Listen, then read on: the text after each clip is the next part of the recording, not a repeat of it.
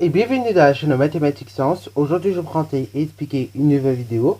Cette vidéo tout simplement en mathématiques pour les secondes. Et dans cette vidéo de mathématiques pour les secondes, on va voir comment on peut déterminer que 3 points sont alignés ou pas à l'aide de vecteurs. Ok. Donc, on va voir comment on peut faire ça. Et donc, vous allez voir que là, pareil, ça va pas être très compliqué. Alors donc, on va déjà lire un petit peu nuancer rapidement. Donc on donne 3 points du plan, donc A de coordonnées 5, 3, B de coordonnées 7, 4 et C de coordonnées 11, 6. Et comme ça, on nous demande de déterminer si les points A, B, C sont alignés.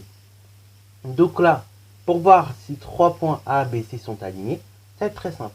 On dira que A, B et C sont alignés, donc dans cet ordre-là, si en fait, les vecteurs AB et CD sont donc collinéaires. Oui, parce qu'en effet, ces vecteurs A, B, C, D sont collinéaires. Ils suivront tous les deux la même direction.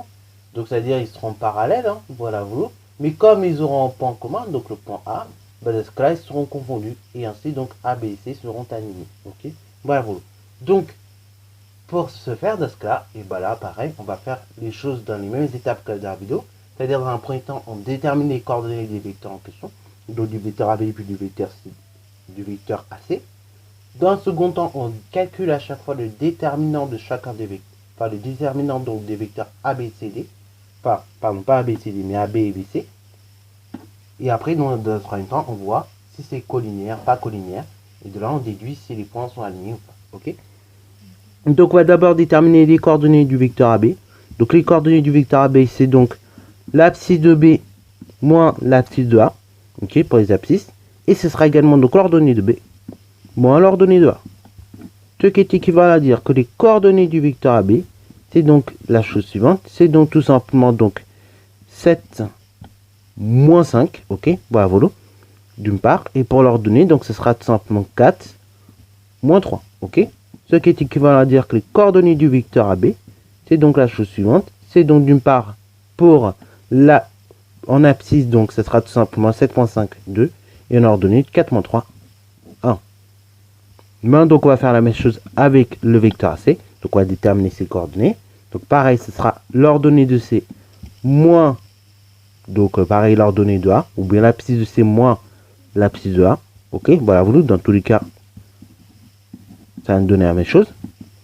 Et donc au niveau de l'abscisse, ok, donc qu'est-ce qu'on va obtenir? On va donc obtenir que l'abscisse, ce sera donc tout simplement 11 moins 5, ok, voilà, voilà. Et pour l'ordonnée, ce sera tout simplement 6 moins 3, ok, voilà, voilà. Et donc, cela est équivalent à dire que les coordonnées du vecteur AB, c'est donc la chose suivante. 11 moins 5, ça vous donne directement 6.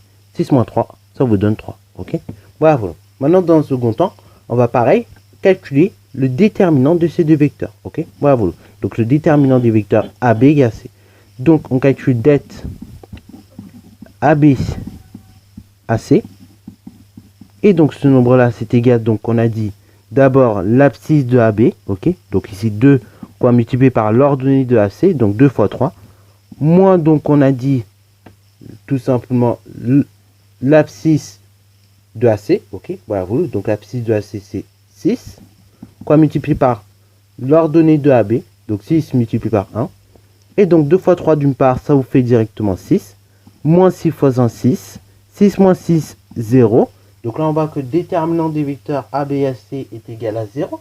Okay, ce qui signifie donc que les vecteurs AB et AC sont collinéaires. AB et AC sont collinéaires. Cela se traduit par la chose suivante. Ça se traduit donc que AB et AC vont suivre la même direction, qui seront donc parallèles. Ok, voilà, voilà. Mais comme ils ont un point en commun, donc le point A, et ben ils seront tout simplement confondus. Ok, voilà, voilà. Donc ici, vecteur AB et vecteur AC sont collinéaires. Cela se traduit par le fait que les vecteurs AB et AC seront donc dans la même direction. Ce que l'on peut dire également de la façon suivante, c'est-à-dire que les droites AB et AC seront parallèles. Alors donc ces deux vecteurs, moi je l'ai dit, donc les vecteurs AB et AC seront donc confondus du fait qu'ils ont un point en commun, qui est le point A.